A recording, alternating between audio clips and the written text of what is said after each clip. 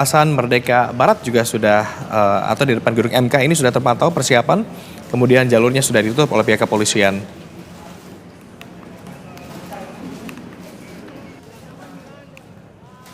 Untuk mengetahui bagaimana persiapan terkini di area dalam gedung Mahkamah Konstitusi, kami segera terhubung dengan reporter Said Masur. Said, bagaimana persiapan jelang putusan Mahkamah Konstitusi pagi hari ini? Agung, sudah mulai ramai di gedung Mahkamah Konstitusi dan sudah mulai berdatangan juga tim kuasa hukum baik dari pemohon, termohon maupun juga tim terkait. Begitu tadi juga kami melihat sudah ada pemohon dua begitu ya, Ganjar Pranowo dan juga Mahfud MD sudah tiba di gedung MK. Tadi memasuki kami sempat mau meminta keterangan, namun nampaknya Pak Ganjar dan juga Mahfud langsung memasuki ruang sidang karena sidang ini rencananya akan dimulai pada pukul 9 pagi. Lalu seperti apa jalannya persidangan, kita akan coba tanyakan langsung Agung kepada tim kuasa hukum dari terkait begitu, Prabowo Subianto, Gibran Rakabuming Raka. Sudah bersama saya Pak Oto Hasibuan. Selamat pagi Pak Oto. Selamat pagi. Pak Oto, ini kita sebentar lagi akan mengikuti bersama sidang putusan MK berkaitan PHPU Pilpres 2024. Ada pesan yang ingin disampaikan dulu Pak Oto berkaitan dengan sidang putusan hari ini? Kalau pesan adalah apapun putusan hakim nanti, saya berharap semua pihak menghormati, ya termasuk kami juga harus menghormatinya. Pak Prabowo selalu menghimbau begitu, menyerahkan semua putusan hakim ini kepada Mahkamah Konstitusi. Jadi kita akan mentaati dan menghormatinya. Itu pesan pertama. Pak Oto, kalau kita melihat petitum dari dua pemohon ini, di mana salah satu, kalau kita tarik garis merahnya deh, ini salah satunya adalah meminta pembatalan dari hasil pemilu 2024, kemudian melakukan PSU, pemungutan suara ulang. Bagaimana Pak Oto menanggapi ini? Ya, saya mungkin secara umum aja dulu, secara nalar saja ya. Kan mereka diminta diskualifikasi. Nah, coba bayangkan dengan mereka mengajukan diskualifikasi Prabowo Gibran dengan alasan keadilan substansif, ya kan? Berdasarkan keadilan berarti. Nah, kalau cara keadilan dengan gampang saya bisa sampaikan.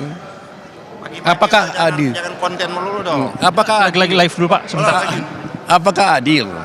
Apakah adil kalau umpamanya suara daripada Pak Prabowo yang 96 juta rakyat Indonesia memilih itu dinyatakan nol? Kan begitu kalau disimulasikan. Jadi menurut saya dari segi keadilan pun tidak tepat kalau sampai ada putusan diskualifikasi. Tetapi kalau kita melihat secara hukum bahwa memang tidak ada alasan.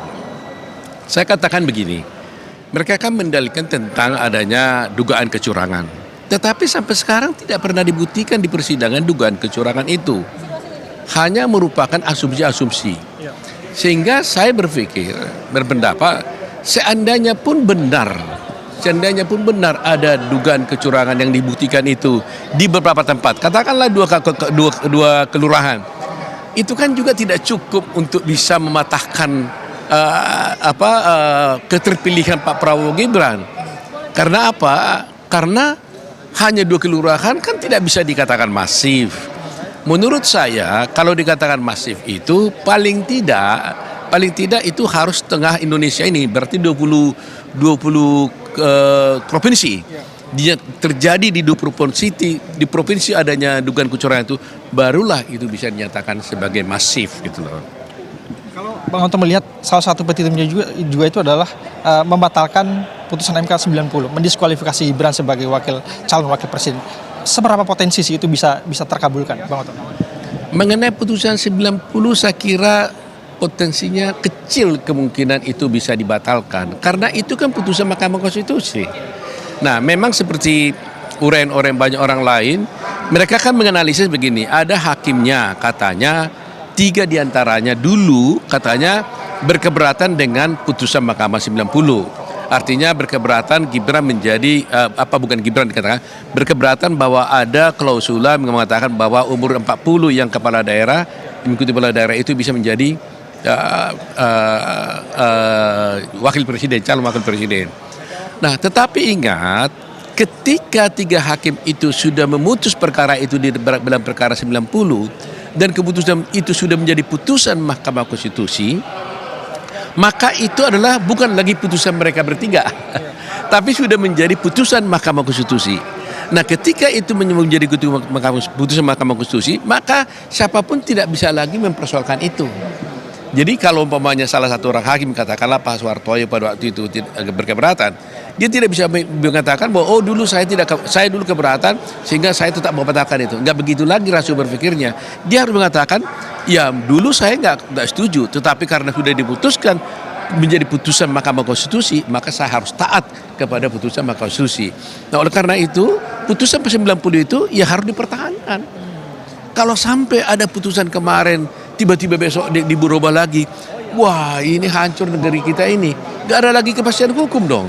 Kalau berubah-ubah. Bang Onto, kalau misalnya katakanlah MK mengabulkan permohonan daripada 01 dan juga 03, secara otomatis juga membatalkan daripada putusan 90. Tidak begitu sih, karena bisa dasarnya kan berbeda. Kalau umpamanya mereka membatalkan, Mahkamah memutuskan, kemungkinan yang membatalkan hanya satu kan. Menurut dalil itu adalah adanya dugaan kecurangan, nggak ada yang lain. Seharusnya kan perkara ini kan perkara PHPU, perselisihan hasil pemilu. Seharusnya yang dipersoalkan itu menurut hukum pemilu, ya undang-undang pemilu adalah angka. Jadi bukan perolehan suara. Jadi seharusnya adalah dia akan mengatakan gini. Mahkamah Konstitusi menyatakan seperti ini. Jumlahnya umpamanya Prabowo Gibran 96 juta sekian. Maka yang dia harus katakan kebenarannya itu nggak benar perhitungan KPU. Yang benar segini. Itulah sebenarnya yang menjadi ranah dari Mahkamah Konstitusi. Tetapi kenyataannya mereka kan tidak datang dengan alur seperti itu. Mereka langsung menerobos. Mereka mengatakan kami tidak peduli dengan adanya aturan di undang pemilu. Kami minta keadilan substantif. Hakim diminta untuk bisa mengadili adanya dugaan kecurangan. Yang mana seharusnya menurut undang-undang pemilu, kalau mengenai dugaan kecurangan, itu sudah harus melalui Bawaslu dulu. Nah, kemudian mereka sudah mengajukan Bawaslu, tapi Bawaslu mengatakan tidak terbukti. Mereka sekarang naik kepada Mahkamah Konstitusi. Padahal Mahkamah Konstitusi bukan lembaga banding. Nah, oleh karena itulah kemungkinannya adalah kalau Mahkamah Konstitusi mau memenangkan dia harus mengatakan bahwa terjadi kecurangan yang masif, terstruktur dan sistematis. Hal mana ini yang saya lihat tipis sekali karena terstrukturnya tidak terbukti, sistematisnya juga tidak terbukti, dan masifnya jelas-jelas sangat tidak terbukti karena hanya disebutkan di hanya 2-3 kelurahan. Gitu. Terima kasih banyak Pak Ato atas waktu dan penjelasannya. Terima kasih. Agung, itu tadi penjelasan dari salah satu kuasa hukum dari pihak terkait Prabowo Gibran dan sudah menjelaskan bagaimana kemudian potensi daripada apakah kemudian hakim akan mengabulkan ataupun juga menolak daripada petitum ataupun gugatan dari paslon 01 ataupun juga 03. Sementara kembali ke Anda, Agung. Baik, terima kasih Said Masur atas laporan Anda. Tetap di lokasi, nanti kita akan kembali update bagaimana kondisi terkini di area dalam gedung MK. Selamat kembali bertugas, Said. Sementara itu pemirsa, di luar gedung MK baru saja tiba paslon 01 Anies Baswedan di gedung Mahkamah Konstitusi untuk mengupdate